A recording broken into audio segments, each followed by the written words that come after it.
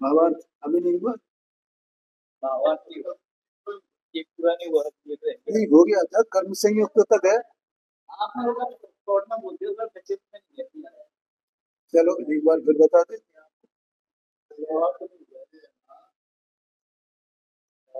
चलो ऊपर वाला 56 पेज पर है। एक भावार्थ के ऊपर एक वाक्य है, अंतिम वाक्य, इसको एक बार दोबारा रिपीट कर दे। निश्चय से, अब समझना जरा, फिर बोल देता हूँ। तो यहाँ क्या सिद्ध करना है? संसार अवस्था में जीव है वो कर्म संयुक्त है, ये सिद्ध करना। क्या सिद्ध करना है? आत्मा जो है वो संसार अवस्था में कर्म संयुक्त है, ये कहते हैं। देखो अब वो कर्म संयुक्त कैसे है? तो एक तो अभी जितनी बातें आई हैं, चाहे वो अमूर्त पने की हो, चाहे वो चेतनता की हो, चाहे देह प्रमाणता की हो, सब में व्यवहार ने, निश्चय ने, दोनों नयों से सिद्ध किया है ना। तो ऐसे ही यहाँ पर कर्म संयुक्तता निश्चय से क्या है और व्यवहार से क्या है, ये बात यहाँ बताते हैं। देखो इसमें जो लिखा हुआ है मैं वैसे ही आपको समझा देता हूँ। क्या है? ये आत्मा अनाद से संसार में है, ठीक है, अनाद से। तो अनाद से ही ये कर्म संयुक्त भी है।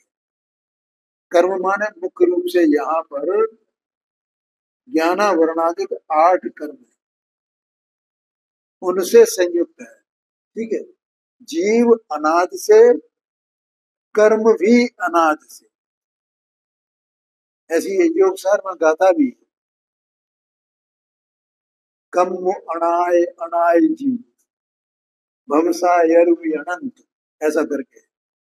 कर्म अनादि का है, जीव अनादि का है, वो अनंत भवसागर माने अनंत संसार, ठीक है। तो अब क्या होता है कि कर्म जो संयुक्त है उसके निमित्त से इस जीव को विकार भाव होता है। सत्स्वरूप वस्तु है ना ये। क्या कहा? आज ये थोड़ा ठीक से काम नहीं कर रहा, कुछ ऐसा लगा, ठीक है, ठीक है। चलो। अनाद से कर्म से संयुक्त है ना, तो कर्म की संयुक्तता कैसे सिद्ध होती है? कर्म की संयुक्तता ऐसे सिद्ध होती है, अभी ये द्रव्य कर्म की बात चल रही है, भाव कर्म की बात नहीं चल रही। तो द्रव्य कर्म की संयुक्तता है, तो द्रव्य कर्म की जो अवस्थाएं है ना, वो किस किस प्रकार की है? एक तो सत्ता, जैसे जीव अनादि का, कर्म अनादि का, तो जीव के साथ में कर्म की सत्ता अनादि की, एक बात। अब जो कर्म की सत्ता है तो उसकी कितने प्रकार हैं? सत्ता क्या, सत्ता में होता क्या है? उदय होता है, क्षय होता है, क्षोभसम होता है, उपशम होता है, उदीर्णा होती है, संक्रमण होता है, उत्कर्षण होता है, अपकर्षण होता है, बंध होता है, निर्जरा होती है, संबर होता है। ये सब कर्म की अवस्थाएं है ना। बोलो, समझ में आया कि नहीं आया? ये सब क्या होता है? ये सब कर्म की अवस्थाएं हैं, इतने प्रकार की, जितनी प्रकार की मैंने बताई, ये सब आगम की बात है, मेरे घर की नहीं, ठीक है। अब जो संसारी जीव है, संसारी माने यहाँ प्राय मिथ्या दृष्टि ही समझना बस, उसमें कहने की बात नहीं है। तो वो कर्म का उदय होता है, और इन कर्मों में एक मुख्य कर्म है मोहनी कर्म। तो वो मोहनी कर्म का जो उदय होता है उसके निमित्त से जीव की अवस्था में विकार होता है। जीव है सत्स्वरूप वस्तु, ज्ञानानंद स्वाभाविक, ठीक है। वो तो ज्ञान और आनंद का घनपिंड ही है वस्तु, तो वैसे स्वभाव वाली है वो। उसके साथ में कर्म का संबंध है और उसका उदय होता है, तो इसकी अवस्था में विकार होता है। क्या विकार होता है? मोह राग द्वेष, ये विकार है मुख्य रूप से, ये विकार। तो अब जब इसमें विकार होता है और ये जीव अनादि का अज्ञानी है, जैसे कर्म की सत्ता अनादि की है, तो जीव भी अज्ञानी कब का है? क्यों ये कपिल भाई, कब का अज्ञानी है? अनादि का अज्ञानी है। तो अज्ञान के कारण अभी इसे कुछ पता नहीं, ना तो कर्म का पता है, भले ये शास्त्र पढ़ ले, शास्त्र ज्ञान से ये मालूम पड़ जाए भले ही, लेकिन वास्तव में देखा जाए तो इसको पता है ही नहीं। ठीक है, तो ना तो इसको कर्म की खबर है, न इसे विकार की खबर है, न विकार से रहित अपना जो स्वभाव है, शुद्ध स्वभाव, उसकी खबर है। कुछ खबर है इसको? कुछ भी खबर नहीं है। बोलो पांडे जी।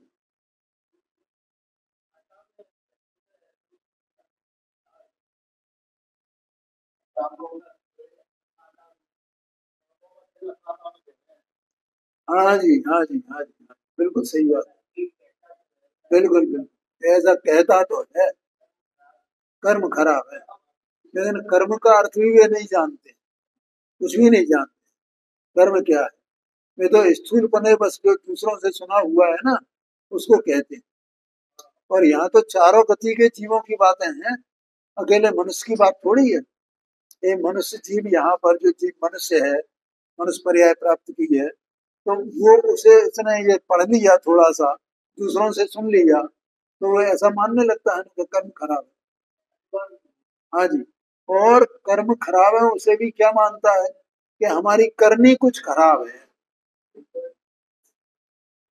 कर्म ज्ञानावरण आदि गाढ़ कर्म है, इसका भी किसी को कोई ठिकाना नहीं है पांडे जी। है? वो तो मानता ही है, इसका मतलब यही तो हुआ ना कि उसे कर्म की खबर नहीं है ना। कर्म क्या है, इसी का मतलब हुआ ना, जो दूसरों को मानता है कारण, तो उसे कर्म की खबर ही नहीं है। ये बात पंडित जी साहब ने मोक्षमा प्रकाशक में लिखी है 83 पेज पर। दूसरों को दुख का कारण मानता है? ईश्वर को मानेगा, किसी देवी देवता को मानेगा, दूसरों को मानेगा। और जब किसी को, जब कोई नहीं दिखे, तो ठीक है भैया अपने कर्म ही खराब है, अपने कर्म ही खराब है, ऐसा माने। हाँ जी, हाँ जी। लेकिन मैं कौन हूँ, मेरी करनी क्या है, इसका इसको ठिकाना है? कोई प्रमाण है? कुछ नहीं है। इसलिए वो कर्म संयुक्त होने पर भी कर्म के स्वरूप की खबर नहीं है, और कर्म के उदय से इसकी अवस्था में वास्तव में वो राग द्वेष में ये हो रहा। अब ये अज्ञान के कारण वो राग द्वेष को अपना स्वरूप मानता है। ठीक है, और अपना स्वरूप मानना माने बस मेरा यही कर्तव्य है। क्या माना? जो इसका परिणमन चल रहा है ना इस प्रकार का, राग द्वेष में, तो इस प्रकार का जो परिणमन चल रहा है उसे अपना कर्तव्य मानता है। बोलो, बताएं आपको। देखो, ये अपन रोजाना कहानियां पढ़ते हैं, रोज पेपर में आती है।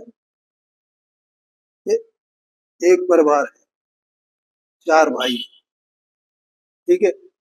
अब उनकी जमीन है, और चूंकि वो पैतृक जमीन है तो चारों भाइयों की आसपास जमीन। अब एक भाई की जमीन में दूसरे भाई की जमीन का, तो उसने कुछ कर दिया, तो वो दूसरा भाई क्या करेगा? द्वेष करेगा। तो क्या मानता है कि देखो इसने मेरी जमीन पर ये कर दिया, ठीक है, और उनमें झगड़ा हो गया। ठीक है, अब उन दोनों में से झगड़ा इतना हुआ भाई भाइयों कि एक ने दूसरे के प्राण ले लिए।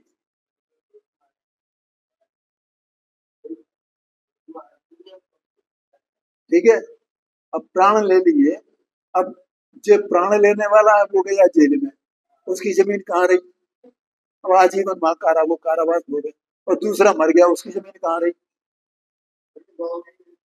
है? लेकिन मानता है कि मेरे करने योग्य है, मैं इसको 1 इंच जमीन नहीं दूंगा। ये कैसे अपना अधिकार बता देगा? वो कहता है नहीं ये मेरी जमीन है। बोले क्या हुआ? वो अपना कर्तव्य समझता है, ये अपना कर्तव्य समझता है। तो ये जो क्या, ये क्या मान रहा है कि इसका मतलब ये हुआ कि ये राग द्वेष करना मेरा कर्तव्य है, ये मैं करता हूं। बोलो पांडे जी, समझ में आया कि नहीं आया? ओ, हाँ जी, हाँ जी। उसे यही ठिकाना नहीं है कि मेरा क्या होगा।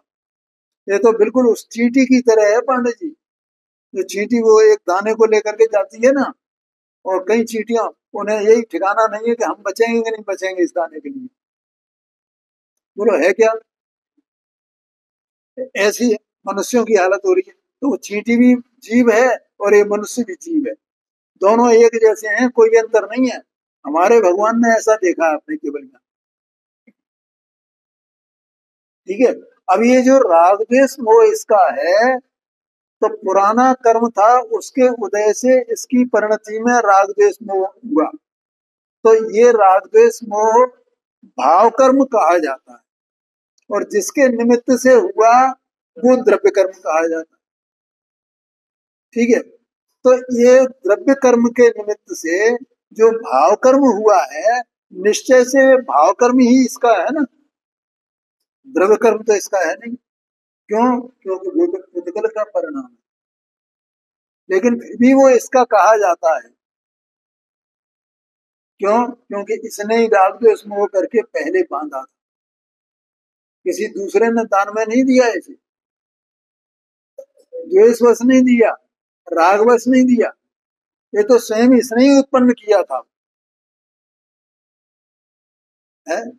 तो वो इसलिए व्यवहार से वो द्रव्य कर्म से संयुक्त है, निश्चय से भाव कर्म से संयुक्त संसारी। ये बात बताइए, ये बात समझ में आई कि नहीं आई? बस इतनी सी बात इसमें है जो अपन कहा कभी ये नहीं हुआ है अभी, इतनी बात ऐसा समझना सब लोग। ठीक है। और दृष्टि कहाँ रखना है? ये देह मन वाणी से भिन्न अंदर में अपनी चैतन्य वस्तु है, उस पर। और ये चीज देखो, दर्शन मोहनी कर्म है, द्रव्य कर्म है ना दर्शन मोहनी, और चारित्र मोहनी है। दर्शन मोहनी और चारित्र मोहनी, ये दोनों प्रकार के एक मोहनी कर्म में ही शामिल है। ठीक है। और एक मोहनी कर्म में दर्शन मोहनी का उदय है, उसके कारण से ये जीव मोह रूप माने मिथ्यात्व रूप परिणमाय। मिथ्यात्व रूप परिणमाय माने विपरीत अभिप्राय रूप से परिणमाय, विपरीत अभिनिवेश रूप से परिणमाय। जैसा वस्तु का स्वरूप है वैसा नहीं जानता मानता है, और जैसा वस्तु का स्वरूप नहीं है वैसा जानता मानता है, स्व और पर का सब, और निरंतर उसी में लगा रहता है। कुछ भी रंच मात्र भी विचार नहीं, शास्त्र पढ़ने पर भी विचार नहीं उत्पन्न होता है। ये पंडित साहब ने लिखा है मोक्ष में प्रकाशक में, 82 पेज पर लिखा उन्होंने। हाँ, है? कि ये इंद्रियां है ना, शरीर है ना, शरीर है और आत्मा भिन्न भिन्न है, लेकिन ऐसा भेद ज्ञान का विचार, भेद ज्ञान नहीं, उसका विचार भी इस जीव को नहीं आता है। क्यों? मिथ्यात्व के जोर में। ऐसा कहा, इस मिथ्यात्व का विपरीत अभिनिवेश का ऐसा जोर है, अब वो दिखाई नहीं देता। हम कसायों को तो बंध का कारण मानते हैं, राग को माने, द्वेष को माने, क्रोध मान, माया लोभ को माने, लेकिन जो मिथ्या अभिप्राय है हमारा, उसको हम बंध का कारण ही नहीं मानते हैं। मानते हैं? हाँ जी, हाँ जी। और सामान्य पने, ये जो मोहनी कर्म है ना, जो 8 कर्म है ना, तो इन 8 कर्मों की उत्कृष्ट स्थिति कितनी होती है, और जघन्य स्थिति कितनी होती है, ये उसमें 6वां अध्याय है तत्व सूत्र का, 6वां 7वां, नहीं नहीं 8वां, 8वां है। उसमें बंद का स्वरूप आता है, तो उसमें बात आती है। तो उसमें मोहनी कर्म की उत्कृष्ट स्थिति 70 कोड़ा कोड़ी सागर।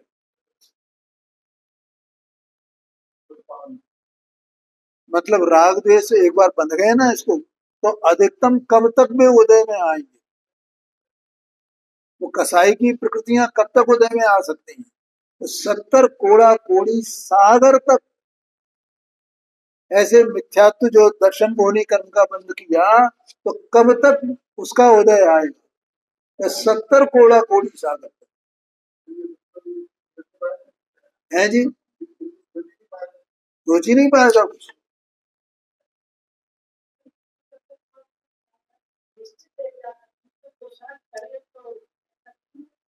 देख क्या है, ये तो उत्कृष्ट स्थिति बताई कि अधिक से अधिक जीव कितने काल तक माने उसको इसका उदय आ सकता है, एक बात। दूसरी बात, सब जीव अलग अलग प्रकार हैं, कोई भव्य है, कोई अभव्य है, कोई दूर भव्य है, अभी नहीं वो चेता है, कुछ समय बाद चेतेगा। ठीक है, तो जो भव्य जीव हैं और जो स्वाध्याय करते हैं, तो वो वास्तव में उनकी तो होनहार अच्छी है और उनका इतना होगा भी नहीं। और जो जीव प्रयत्न करता है ना इसके लिए, तो देखो 5 प्रकार की लब्धियां कही हैं। तो 5 प्रकार की लब्धियों में चौथे नंबर की लब्धि प्रायोगिक लब्धि है। ठीक है, और 5वें नंबर की है कर्ण लब्धि।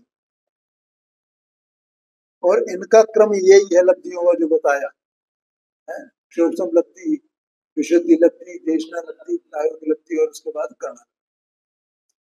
अब जिसको कर्ण लब्धि होती है उसको निश्चित रूप से सम्यक दर्शन होता है। अब कर्ण लब्धि वाले को उससे पहले प्रायोगिक लब्धि नियम से होगी। अब प्रायोगिक लब्धि में क्या होता है कि प्रायोगिक लब्धि में जो अपनी स्थिति है ना कर्मों की, जो बंधे हुए कर्म हैं, उनकी स्थिति अंत कोड़ा कोड़ी सागर प्रमाण हो जाती है।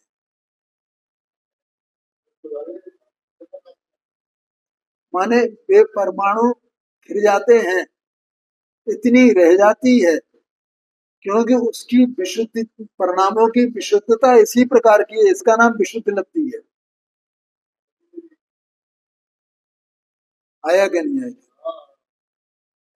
ठीक है, अब जो वो अंत कोड़ा कोड़ी प्रमाण वो रह गई, जो बंधी हुई स्थिति है, और नए कर्म का जो बंध होता है ना, वो भी वैसा ही होता है, ये समझ लेना। तो जिसको ऐसा होने लगे किसी भव्य जीव को, तो समझना इसका नाम प्रायोगिक लब्धि है। इसलिए ऐसा नहीं है, कोई जोर जबरदस्ती नहीं है किसी की कि नहीं नहीं वो कर्म 70 कोड़ा कोड़ी सागर तक उदय में आएगा, 70 पड़ी रहेंगे। हाँ जी। हाँ, तो हमने उतना बांधा होगा ना पहले, नहीं तो हो गया होगा ये तो जो उस समय बांधे होंगे तब का है, और अभी बंद कर रहे हैं उसका।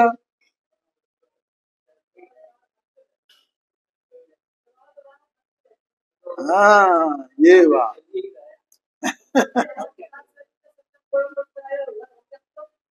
हाँ जी, हाँ जी, हाँ जी। देखो इसमें मैं ये बताऊं आपको कि किस तरह से ये जीव को करता है।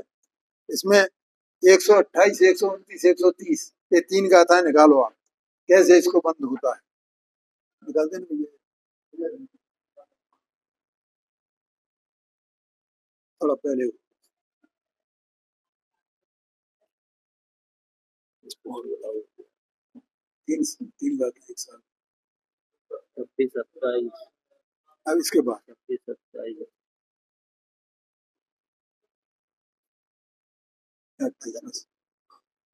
ठीक है, देखो 188 पेज पर है, 188, 189।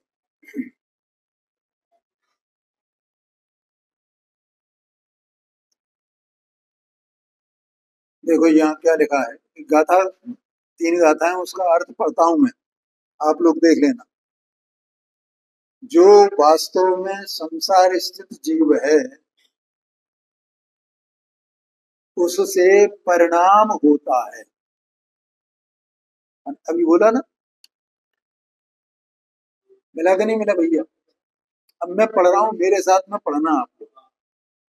जो संसार स्थित जीव है, इधर देखना आप, जब मैं बोल रहा हूं ये संसार स्थित जीव है ना, अब इससे परिणाम होता है, माने ये परिणमन करता है, इसके द्वारा परिणाम किया जाता है।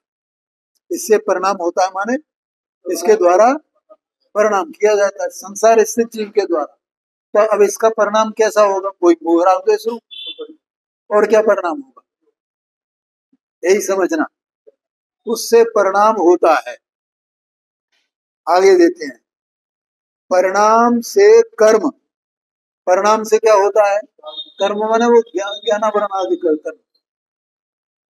कर्म से वो, इससे परिणाम से कर्म होता है। ये देखो प्रति समय चल रहा है ये जीव परिणाम करता है कि नहीं करता है? इससे परिणाम हो रहा है कि नहीं हो रहा है? परिणाम हो रहा है कि नहीं हो रहा है? अब जब ये परिणाम हो रहा है, इस जीव से परिणाम हो रहा है, तो कर्म हो रहा है कि नहीं हो रहा है? ए, परिणाम से कर्म और कर्म से गतियों में गमन होता है, माने गतियां प्राप्त होती हैं। चार गतियां है ना, 84 लाख योनियां है ना, सब उसमें गर्भित है। हाँ जी, हाँ जी, ऑटोमेटिक काम चल रहा है ये सब पूरा का पूरा। जीव से परिणाम होता है, सत्ता स्वरूप वस्तु आत्मा, इससे परिणाम होता है मोह राग द्वेष का। उससे कर्म होता है, कर्म से गति होती है। ठीक है, अब गति से क्या होता है? गति प्राप्त को देह होती है। क्या कहा?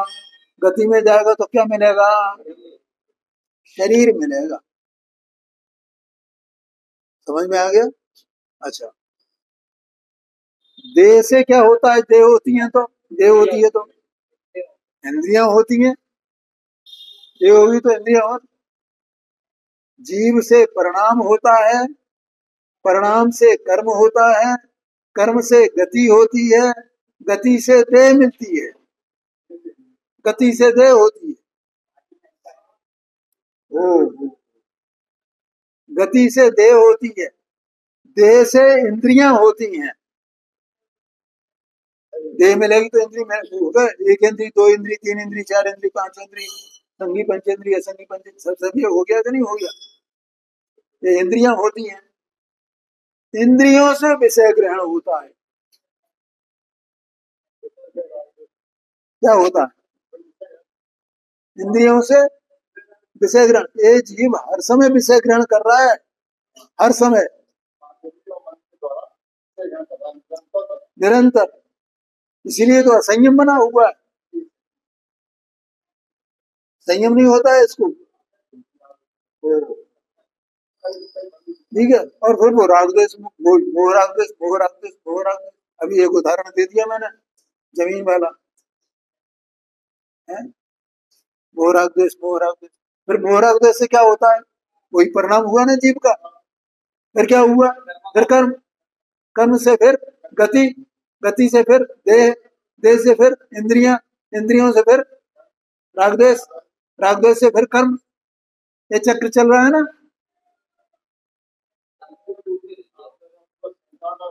अरे मैंने नहीं बताया भैया, कुंत कुंत देव ने बताया। ये तो मैं तो केवल आपको बता रहा हूँ। बोलो क्या हो रहा है? अब क्या करना है इसका? हाँ, ये बात। अब ये चक्र छूटा कैसे, ये टूटा कैसे? ये चक्र विध्वंस करना है इसका, कैसे होगा? देखो, अब अपन ये देखें कि अंत में क्या आया इसमें, कि इंद्रियों से विषय ग्रहण होता है। विषय ग्रहण से क्या होता है? जहाँ विषय ग्रहण हो रहा है, तो विषय ग्रहण हुए तो वो रागद्वेष पूर्वक ही है ना, बिना रागद्वेष के तो नहीं है ना। मतलब वो विषय ग्रहण में हम केवल रागद्वेष करते हैं और कुछ नहीं कर रहे हैं। बाहर के विषय मिल रहे हैं ना, स्पर्शन इंद्री का विषय, घ्राण इंद्री का विषय, ठीक है, कोई विषय अनुकूल है, कोई विषय प्रतिकूल है। प्रतिकूल है वो भी हमने ग्रहण किया, उसको भी उसको उसके प्रति द्वेष किया। जो अनुकूल है विषय, उसके प्रति राग किया। और ये धारा निरंतर चल रही है। हाँ जी, हाँ जी, बिल्कुल। ये मेरा है, ये तेरा है, ये फलाना है, ये इसका है, उसका है, सब क्या कर रहा है? ये सब राग द्वेष, ये सब विषय ग्रहण। ठीक है, तो अब ये राग द्वेष होगा तो फिर कर्म होगा। तो अब चोट कहाँ लगनी चाहिए पाने? राग द्वेष पर। राग द्वेष मोह, मोह और राग द्वेष, ये जिम्मेदार है इसके लिए, संसार के लिए, ये चक्र के लिए। ठीक है, इसलिए ये ज्ञानियों ने क्या कहा कि भैया ये मोह राग द्वेष को छोड़ो। और मोह राग द्वेष में से राग द्वेष भी क्यों हो रहे हैं? मोह के कारण। राग द्वेष का कारण मोह है, अर्थात वस्तु स्वरूप यथार्थपना उसका नहीं जानना, इसका नाम मोह है। इसलिए तुम क्या कर सकते हो कि तुम मोह को छोड़ सकते हो, मोह को छोड़ सकते हो। मोह छोड़े बिना राग द्वेष नहीं छूटेंगे। क्या कहा? मोह छोड़े बिना राग द्वेष नहीं छूटेंगे। हाँ, देखो वो बताता हूँ। मोह का मतलब देखो, पहले तो ये समझना कि मोह के बिना राग द्वेष नहीं छूटेंगे। ठीक है, कोई ये सोचे कि मैं इंद्रियों के विषयों को छोड़ देता हूं ना, ये मेरे पास जो जितना पुण्य पाप के उदय से आया, इनको छोड़ दो ना, मैं जंगल में चला जाऊं, तो राग द्वेष उसके छूट जाएंगे पाने। क्यों? क्योंकि मोह के बिना नहीं छूटेंगे। पहले मोह छोड़ना है। जब तक मोह है, मिथ्यात्व है, तब तक वो मार्ग ही नहीं जानता है कि मार्ग क्या है, और इसलिए उल्टे मार्ग को पकड़ता है। बोले पांडित, ख्याल में आया कि नहीं है कि मैं ये त्याग कर दूं, ये त्याग कर दूं, ये फलाना कर दूं, ऐसा आचरण करूं, ऐसा फलाना करूं, ये सब ये किस कारण से हो रहा है? मोह के कारण से। क्योंकि वस्तु स्वरूप को यथार्थ बने नहीं समझा ना। हाँ जी, हाँ जी। परमार्थ वचन का शाम को चल रही है ना, तो उसमें यही बात कल आई थी शाम को बात। भैया आप क्यों नहीं आते हो? मुझे बड़ा अफसोस है, मैं चाहता हूँ कि आप ये सब सीख जाओ।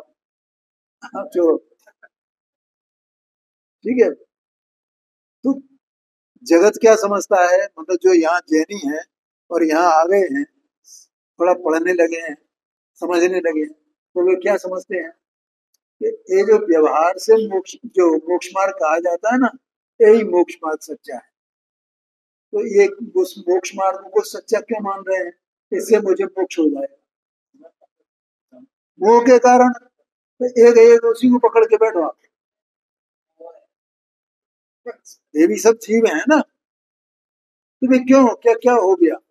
उसे इसको मान रहे हैं ना, ये मोक्ष का मार्ग ही है, मोक्ष मार्ग ही है। ये त्याग कर लो, ये त्याग कर लो, ये क्रिया कर लो, ये फलाना कर लो, इससे मोक्ष होगा, इससे मोक्ष होगा। पानी समझ में आया ना?